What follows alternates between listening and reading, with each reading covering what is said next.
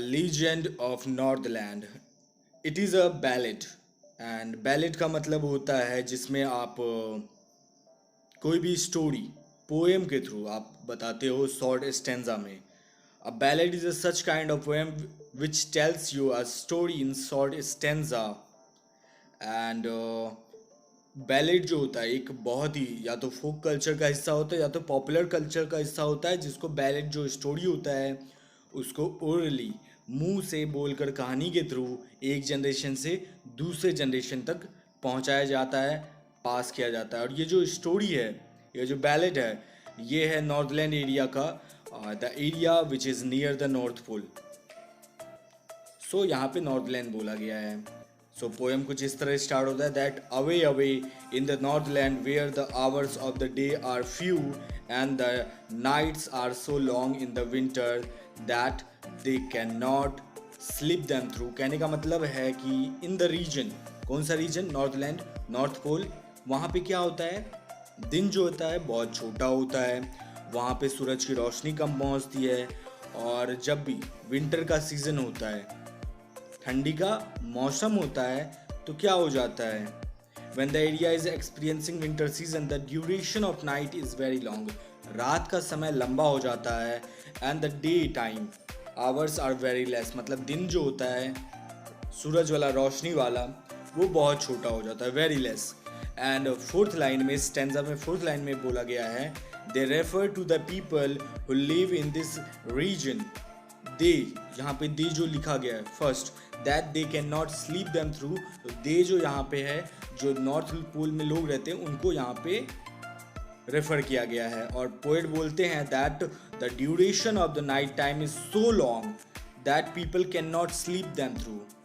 रात का समय इतना लंबा होता है कि लोग रात में ठीक से सो नहीं पाते हैं। If they go to bed, अगर वो सोने जाते हैं, they take a few hours of sleep, कुछ घंटों की नींद लेते हैं, एंड देन क्या होता है, वो लोग उठ जाते हैं और जब उठते हैं तब भी देखते हैं कि रात का समय ही है, अभी भी रात हुई है।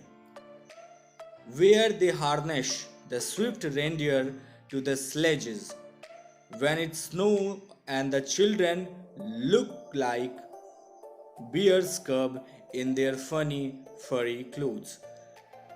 सो स्लेजेस जो होता है ये एक व्हीकल होता है जो आप या तो नॉर्थ पोल में या तो उसको डॉग खींचते हैं या तो रेंडियर जो होते हैं वो खींचते हैं ताकि ट्रांसपोर्ट के लिए, क्योंकि वो बर्फीला इलाका होता है। सो कहते हैं नॉर्थलैंड रीजन में बहुत ही ज़्यादा सेवर कंडीशन होता है और ये एक स्नोई एरिया होता है। तो वहाँ पे क्या होता है, एनिमल या तो डॉग होंगे या तो रेंडियर होते हैं। तो यहाँ पे जो मेंशन किया गया रेंडियर का जिक्र किया गया है। तो पोलर रीजन में रेंडियर होता है और पीपल क्या करते हैं, रेंडियर को स्लेजेस से जोड़ते हैं और रेंडियर क्या करते हैं, स्लेजेस को खींचते हैं। जैसा कि आप रेंडियर आप समझ सकते हो, सेंटा क्लॉज का जो स्लेज होता है जो खींचते हैं जानवर जो हिरन टाइप के होते हैं, उनको रेंडियर बोला जाता है। सो और वो ऐड करते हैं, जो पोएट हैं वो ऐड करते हैं that he adds that the children look like very young one bear. जो भालू जैसे होते हैं, छोटे छोटे बच्चे जो हैं वो फरी क्लोथ्स पहन लेते हैं और छोटे छोटे भालू के बच्चे नज़र आते हैं। कब नज़र आते हैं? Because they wear very funny looking clothes, बहुत ही खुशनुमा एकदम फनी सा क्लोथ्स पहन लेते हैं। और वो किसका बना होता है? वो फर का बना होता है, विच इज़ लाइक द फरी स्किन ऑफ अ बियर। और ऐसा फील होता है दैट वो फरी स्किन है किसका? बियर का। Third stanza, they tell them a curious story, I don't believe this true. TIS true, यहाँ पे टिस का मतलब हो जाएगा it is true. Okay, I don't believe it is true and yet you may learn a lesson if I tell the tale to you. Curious का मतलब होता है स्ट्रेंज। सो फर्स्ट लाइन में दे जो है वो रेफर करते हैं एल्डर लोगों को और देम जो होता है उसको रेफर करते हैं बच्चे लोगों को, कि वो लोग जो हैं बच्चों को कुछ कहानियाँ सुनाते हैं, यंगर जनरेशन को कुछ सुनाते हैं। The elder of the northland region tell a strange and interesting story to the younger generation. जो ओल्डर लोग हैं वो स्टोरी सुनाते हैं जो यंगर जनरेशन के बच्चे हैं उनको। एंड पोएट बोलते हैं that he does not think, वो नहीं सोचते हैं that this story is true, it is true, it is true. तो ये स्टोरी जो है वो सच है। If he tells the story to the reader, अगर वो स्टोरी रीडर को सुनाते हैं, मे बी द, हो सकता है अगर वो एल्डर होते हुए, एल्डर के नाते अगर न्यू जनरेशन को स्टोरी सुनाते हैं, हो सकता है वो उससे कोई एक लेसन सीख ले, they could learn a lesson from it, and वो जो स्टोरी है कुछ इम्पोर्टेंट मैसेज देगा। And yet you may learn a lesson if I tell the tale to you, कहने का मतलब अगर मैं कोई कहानी सुनाऊंगा, अगर पोएट कोई कहानी सुनाएगा, तो हो सकता है दैट उनसे कोई जो यंगर जनरेशन है लेसन सीख पाए। So once when the good Saint Peter lived in the world below and walked about it preaching just as he did, you know, Saint Peter, he was an apostle of Christ, disciple or follower, कहने का मतलब he was a disciple or follower of Jesus Christ, and preaching का मतलब to give a religious talk, कहानियाँ जो religious होते हैं उनको कहानियों को आगे तक पहुँचाना, लोगों तक बताना। So this story, the story is about Saint Peter, ये जो कहानी है, जो बैलेड है, ये किसके बारे में है, जो एल्डर लोग सुना रहे हैं बच्चों को, यंगर जनरेशन को, ये है it's about Saint Peter. And कहा जाता है जब सेंट पीटर जो हैं दुनिया में रहते थे, इस धरती पर रहते थे, तो वो क्या करते थे, वो जगह जगह जाते थे और वो क्या करते थे, रिलीजियस लेक्चर देते थे लोगों को, जैसे कि दूसरे साधु देते हैं, जैसे दूसरे सेंट करते हैं। And then an incident happen, और क्या हुआ उस टाइम में, एक इंसिडेंट, एक घटना घटी। He came to the door of a cottage in travelling round the earth, where a little woman was making cakes and baking them on the hearth, and being faint with fasting for the day was almost done, he asked her from her store of cakes to give him a single one. यहाँ पे क्या हुआ, पहले तो hearth का मतलब जो होता है, जो लास्ट लाइन का जो लास्ट वर्ड है फिफ्थ स्टेंजा का, उसका मतलब होता है fireplace. So when Saint Peter was moving around the world, जो पूरे वर्ल्ड घूम रहे थे, तो क्या हुआ, और वो क्या कर रहे थे, घूम घूम कर रिलीजियस जो लेक्चर्स थे लोगों को वो दे रहे थे।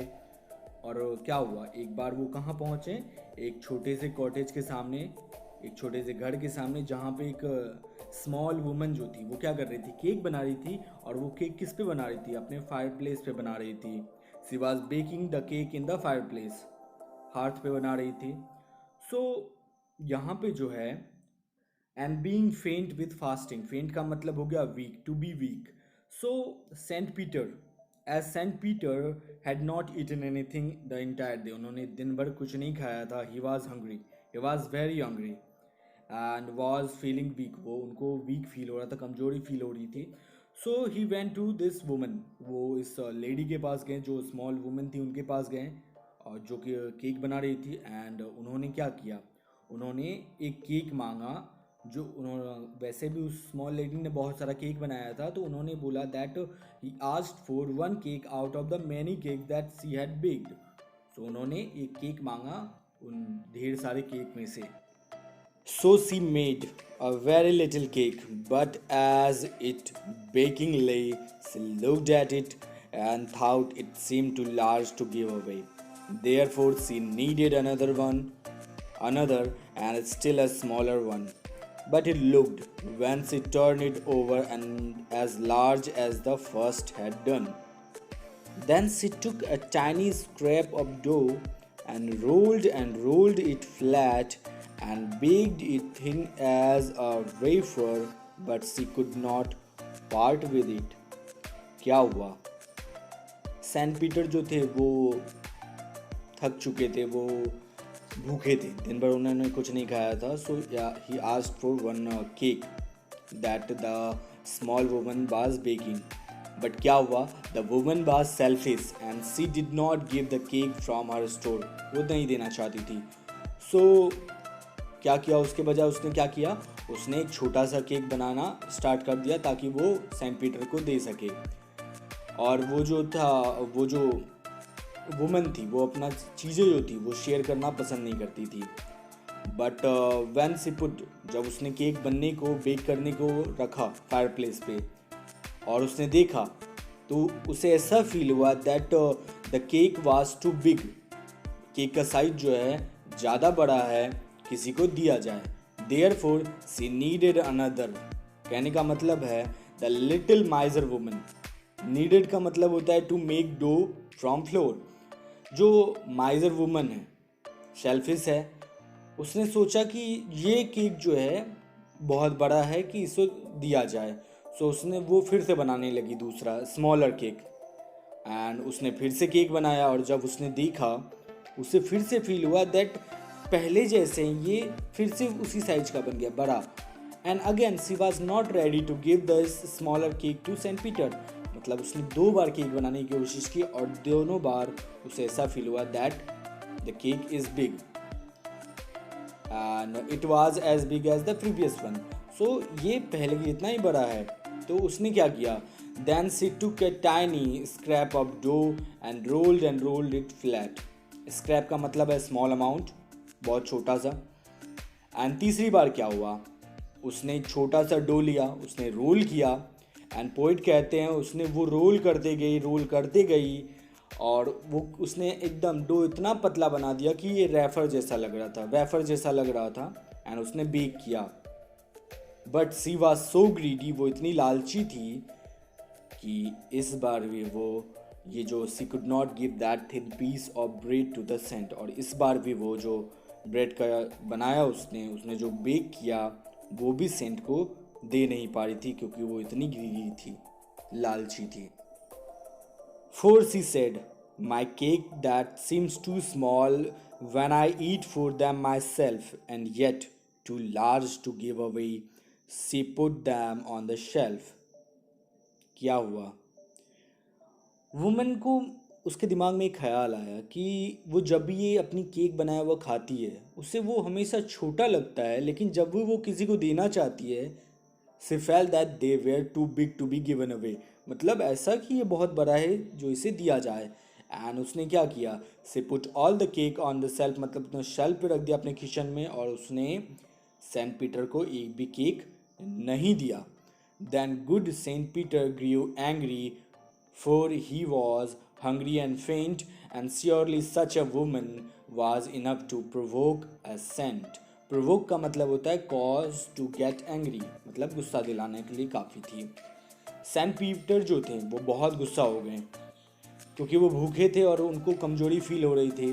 And the selfish woman, that small selfish woman was not ready to give him even a small cake, छोटा सा केक भी देना नहीं चाह रही थी। And this behaviour of the greedy woman angered the saint, और उसका ये जो सेल्फिश बिहेवियर था, लालच वाला, उसने क्या किया, सेंट को गुस्सा दिला दिया, सेंट पीटर को गुस्सा दिला दिया। And he said, you are far too selfish to dwell in a human form, to have both food and shelter and a fire to keep you warm. dwell का मतलब होता है to live, रहना। Saint Peter ने क्या किया, वो गुस्सा हो चुके थे एंड उन्होंने क्या बोला, Saint Peter cursed the woman and said, उन्होंने श्राप देते हुए बोला दैट वो बहुत ज़्यादा सेल्फिश है, उसे एक इंसान के रूप में रहने का कोई हक नहीं है। She did not deserve to live like a human being. And उन्होंने ऐड किया दैट भगवान ने उन्हें फूड दिया, रहने के लिए खाना दिया, बॉडी को गर्म करने के लिए फायर प्लेस दिया, एंड वो फिर भी इतनी सेल्फिश हो गई, लालची हो गई। For all the resources she had, जबकि उसके पास इतने सारी चीज़ें हैं, एंड फिर भी वो दूसरों के साथ बांटना नहीं चाह रही है, किसी की मदद नहीं करना चाह रही है। और ये जो था, सेंट पीटर को इस बात ने बहुत गुस्सा दिला दिया और उन्होंने उसे श्राप दे दिया। Now you shall build as the bird do, and shall get your scanty food by boring and boring and boring all day in the hard dry wood. Then up she went through the chimney, never speaking a word, and out of the top flew a woodpecker, for she was changed to a bird. क्या हुआ? Scanty का मतलब होता है very little and boring का मतलब होता है making a hole in something with a tool और by digging. So Saint Peter गुस्सा हो चुके थे। उन्होंने वुमेन को कर्ज किया and she would become a bird. उन्होंने श्राप दिया दैट वो चिड़िया बन जाए और she did not deserve the human form, जैसा कि वो औरत ह्यूमन फॉर्म डिज़र्व नहीं करती थी तो वो चिड़िया बन जाए। और जैसे कि चिड़िया घर बनाते हैं वैसे ही घर बनाए। किस तरह?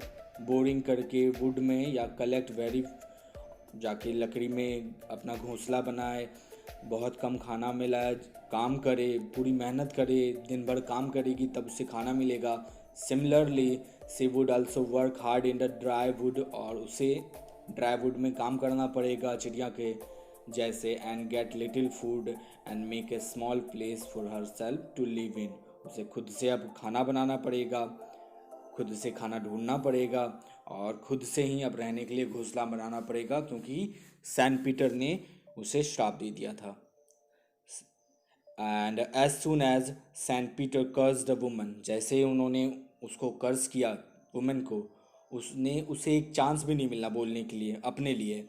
बिकॉज द मोमेंट जैसे ही उन्होंने श्राप दिया वो उड़ती हुई रूफ तक गई, चिमनी से निकलते हुए, और जैसे ही वो चिमनी से निकलते हुए बाहर निकली in the form of a bird, वो चिड़िया बन चुकी थी। सेंट पीटर जो उन्होंने कर्ज दिया था उसने उस वुमन को चिड़िया में बदल दिया था। चिड़िया कौन सा था? Would packer.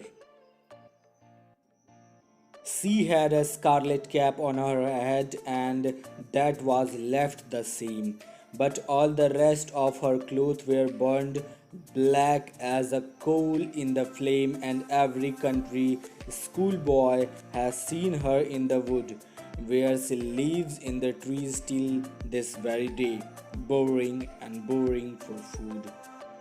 स्कारलेट का मतलब होता है brilliant red colour.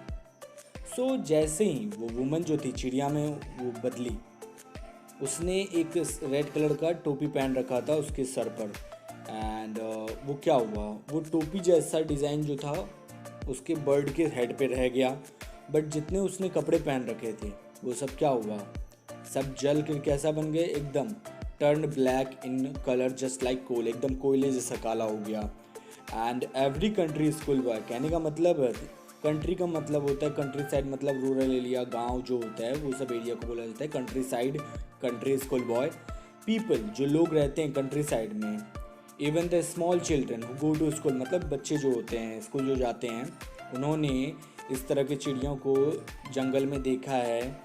They see that she stays there all day and keep on digging the wood with her beak to collect her food. वो दिन भर वो चिड़िया जो है सूखे लकड़ी में